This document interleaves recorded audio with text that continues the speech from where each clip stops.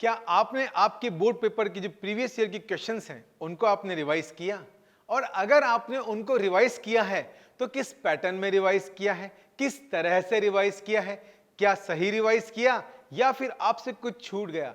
इन सभी बातों के बारे में हम बात करेंगे हमारे आज के इस छोटे से वीडियो में। तो इसको एंड तक देखिएगा ताकि जो चीज आपसे छूट गई है वो आप करेक्ट कर सकें। तो हम यहां पे आपके लिए डिस्कस करने वाले हैं that how to analyse a previous year papers for the board exam, क्योंकि आपको पता है आपके जो एग्जाम्स हैं बिल्कुल नजदीक आ गए हैं। मैं अगर बात करूं सिर्फ 2 महीने यानी कि 60 दिन आपके एग्जाम्स के अंदर बचे हुए हैं। तो जो आपकी प्रिपरेशन है वो जोरों पर है और उसे और जोर देने के लिए मैं आपको बताने वाला हूं यहां पे कुछ इंपॉर्टेंट टिप्स जो कि आपके प्रीवियस ईयर के पेपर को आप जो एनालाइज करते हैं वो किस तरह से कर सकते हैं और अपने नंबरों को और अच्छे से आप ला सकते हैं। ठीक है बच्चों, चलिए तो स्टार्ट करते हैं हम पहले टिप से।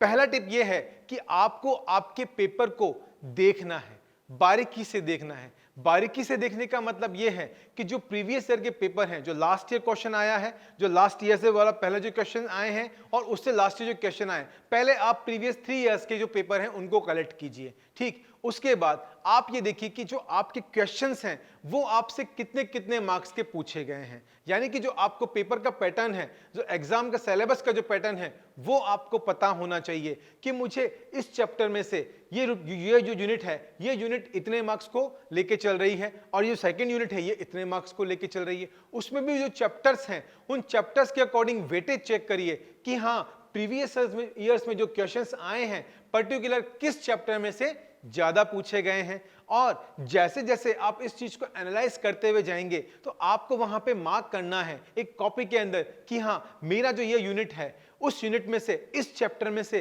लास्ट 3 ईयर्स से लास्ट 4 ईयर्स से रेगुलरली जो है मुझसे 2 मार्क्स का, 3 मार्क्स का या 5 मार्क्स का क्वेश्चन मुझसे पूछा जा रहा है। इस चीज को आपको पहले एनालाइज करना है। ठीक है, दूसरा टिप, आपको अपने पेपर के अकॉर्डिंग देखना है कि जो क्वेश्चन आपसे पूछा गया है उसका जो आंसर है आप कितना स्पीडली दे सकते हैं। अगर कोई पर्टिकुलर टॉपिक की हम बात करें जिसमें से आपका 3 मार्क्स का और 5 मार्क्स के दोनों क्वेश्चन आपसे पूछे गए हैं तो उस क्वेश्चन का आंसर आपको टेबुलर फॉर्म, यानी हम कह दें कि अगर पॉइंट वाइज बात करें, टेबुलर नहीं कहें, पॉइंट वाइज अगर हम बात करें तो पॉइंट टू पॉइंट आंसर हमें किस पैटर्न में देना है और कितना स्पीड से हमें उसको लिखना है। ठीक है, क्योंकि बोर्ड के एग्जाम में इंपॉर्टेंट हो जाता है थ्योरी के पेपर को करने में, क्योंकि थ्योरी का पेपर लेंदी होता है और लेंदी पेपर को करने के लिए हमें हमारी जो राइटिंग स्पीड होती है उस पर फोकस करना होता है। तो आप अपने पेपर के अकॉर्डिंग जो क्वेश्चंस आपसे लेंदी क्वेश्चन पूछे गए हैं, अप टू द 5 मार्क्स के जो क्वेश्चन पूछे गए हैं, उन क्वेश्चंस को आपको ध्यान रखना है और उनके आंसर्स को आपको पॉइंट टू पॉइंट प्रिपेयर करना है विद द स्पीड अप, यानी कि आपकी राइटिंग की स्पीड को ध्यान में रखते हुए। क्लियर है? तीसरा टिप जो मोस्ट इंपॉर्टेंट टिप हो जाता है आपके लिए और आपके एग्जाम में अच्छे मार्क्स लेने के लिए, वो है कि जो आपने पेपर करे हैं उन सब पेपर के जो क्वेश्चंस हैं उनको आप नोटेड डाउन कीजिए कि कितने क्वेश्चंस जो हैं वापस से रिपीट हुए हैं। लैंग्वेज उनकी सेम थी, ठीक है ना, उनसे पूछा आपसे सेम गया था, लेकिन बस ये कि जो क्वेश्चन है उसको कहीं ना कहीं थोड़ा बहुत बदल दिया गया था। यानी कि क्या होता है, आंसर सेम होता है लेकिन क्वेश्चन का जो तरीका है पूछने का वो चेंज कर दिया जाता है। तो उस चीज के बारे में आपको यहाँ पे फोकस करना है। ऐसे टॉपिक्स जो वेटेज के अकॉर्डिंग ज्यादा हैं उनको आपको प्रायोरिटी पे रखना है, एक स्टेप ऊपर जाके। ठीक है, मैं ये नहीं कहता कि जो लेस जो वेटेज वाले चैप्टर हैं आप उनको छोड़ दें, नहीं, लेकिन जो एक उनकी आउटलाइन है, जो एक बेसिक नॉलेज है वो भी आपको साथ में लेकर चलनी है ताकि आप अपने एग्जाम में अच्छा परफॉर्म कर पाएं।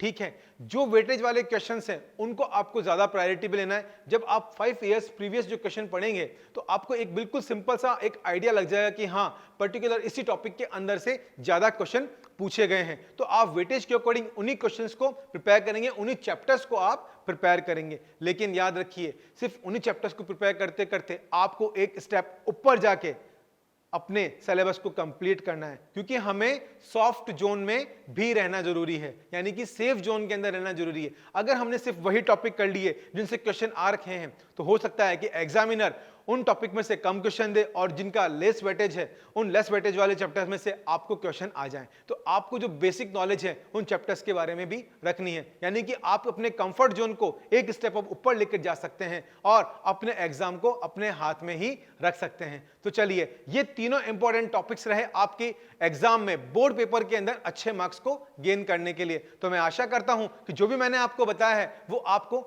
समझ में आया होगा और आप इन्हीं स्टेप्स को फॉलो करके अपने प्रीवियस ईयर की जो पेपर्स हैं उनको सॉल्व कर रहे होंगे। तो इसी तरह की लेटेस्ट अपडेट के लिए जुड़े रहिए हमारे साथ हमारे E2 इंडिया के CBSE चैनल पर। Thank you, all the best.